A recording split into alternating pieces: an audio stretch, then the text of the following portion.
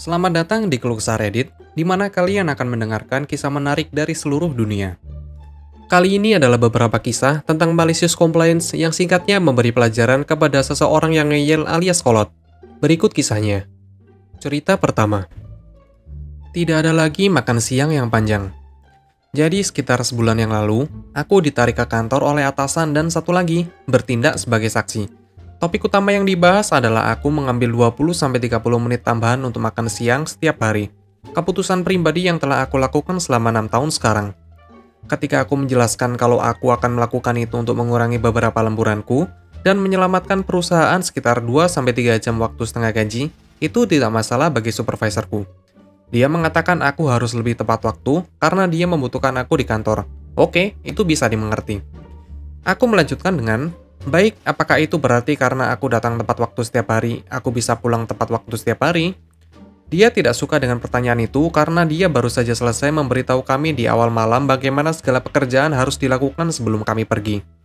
Jadi dia memasukkannya ke dalam sistem di bawah profil kerjaku kalau kami melakukan percakapan itu, dan dia tahu aku bisa melakukan yang lebih baik. Oh, aku akan melakukannya dengan lebih baik. Maju cepat ke minggu lalu. Sudah hampir sebulan hanya makan siang 1 jam, dan masih begadang untuk menyelesaikan pekerjaan dari malam. Gajiku adalah yang terbesar yang pernah aku lihat sejak aku mengambil posisi ini lebih dari setahun yang lalu. Aku senang, dan aku tahu mengapa itu sebesar itu. Sayangnya untuk supervisorku, mereka menjadi panas karena berapa banyak lembur yang aku peroleh selama sebulan terakhir. Tak perlu dikatakan, mereka diarahkan untuk berbicara kepada kami bertiga tentang bagaimana kami tidak bisa mendapatkan lembur lagi, dan kami harus mengerjakan jadwal kami sebagaimana adanya. Supervisorku yang lain berkata, kalian bisa makan siang lebih lama untuk membantu mengurangi lembur. Aku langsung masuk dan menyatakan aku tidak akan makan siang lagi karena aku secara resmi duduk untuk membicarakan masalah itu. Langsung menolak untuk melakukannya, dan orang yang memberi aku percakapan itu hanya menatap aku. Astaga, rasanya sangat luar biasa untuk mengatakan itu kepada mereka. Dan bagi mereka untuk menyadari kalau aku melakukan bantuan selama ini, aku sebenarnya dipulangkan lebih awal hari ini, karena aku sudah mendapatkan lembur sehari. Cerita kedua.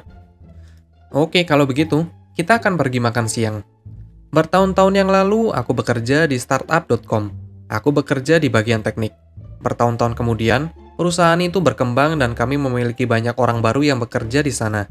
Beberapa dari kami akan tetap berada di meja kami saat makan siang dan bermain game multi pemain di jaringan. Pihak IT tidak keberatan. Itu cara yang bagus untuk menghilangkan stres kerja. Perwakilan dukungan pelanggan kami akan sering mengajukan pertanyaan kepada kami tentang cara menangani masalah pelanggan. Dan kami akan selalu melompat keluar dari permainan untuk membantu mereka, meskipun sedang istirahat makan siang. Kami juga memastikan untuk menjaga permainan makan siang kami tepat waktu makan siang kami. Tidak ada kelebihan. Beberapa karyawan mengeluh kepada bos kami tentang kami bermain game selama waktu kerja. Bos kami berbicara kepada kami dan memberitahu kami harus berhenti. Kami menjelaskan itu hanya terjadi saat makan siang. Kami mendapat persetujuan dari pihak IT, dan kami akan berhenti bermain kapan saja seseorang membutuhkan sesuatu, meskipun bekerja selama istirahat kami. Bos tidak pernah mendukung kami dan menolak untuk berbicara dengan kami. Oke, baik, kami akan berhenti bermain saat makan siang. Sejak saat itu, teknisi selalu mengambil makan siang mereka di luar lokasi. Dukungan pelanggan boleh memunculkan masalah yang tidak dapat mereka dapatkan dari siapapun. Dan mereka harus membuat pelanggan menunggu dan menelpon mereka kembali, memperpanjang waktu penyelesaian dukungan pelanggan. Mereka tetap pergi keluar kantor untuk makan siang setelah aku keluar dari perusahaan. Cerita ketiga. Tetangga mengeluh ke dinas kota kalau mereka bisa melihat tong sampahku dari jalan. Jangan khawatir, aku mengerti. Cerita pendek dan manis. Mendapat beberapa surat dari kota yang mengatakan tempat sampahku tidak sesuai dengan peraturan kota dan harus disaring dari tampilan jalan. Tong sampahku telah berada di pojok kanan belakang rumahku selama 3 tahun aku tinggal di sini. Melihat penutup tempat sampah, harganya berkisar antara $200-500. Jadi aku menemukan solusi gratis.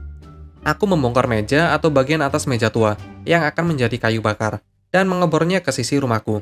Dicat, fix, lol, dalam huruf besar dengan mudah dilihat dari jalan. Inspeksiku Senin depan, tidak sabar. Jika mereka memiliki masalah, aku akan membeli penutup dan mencetak gambar seukuran tong sampahku dan meletakkannya di sisi tampilan jalan. Kalian tahu, jadi aku tahu kemana sampahku pergi. Aku bertanya kepada dinas kota, dan mereka hanya bertindak berdasarkan keluhan. Jadi seseorang yang tinggal di sekitarku memiliki terlalu banyak waktu di tangan mereka. Aku kira aku orang ketiga yang mereka panggil. Juga keluar jalan-jalan kemarin. Terhitung 7 rumah yang menyimpan sampahnya di depan garasinya. Jangan khawatir, rahasia mereka aman bersamaku. Karena siapa peduli orang menghasilkan sampah. Terima kasih telah menonton video ini. Kalian bisa like, komen, dan subscribe channel ini. Sampai bertemu di video selanjutnya.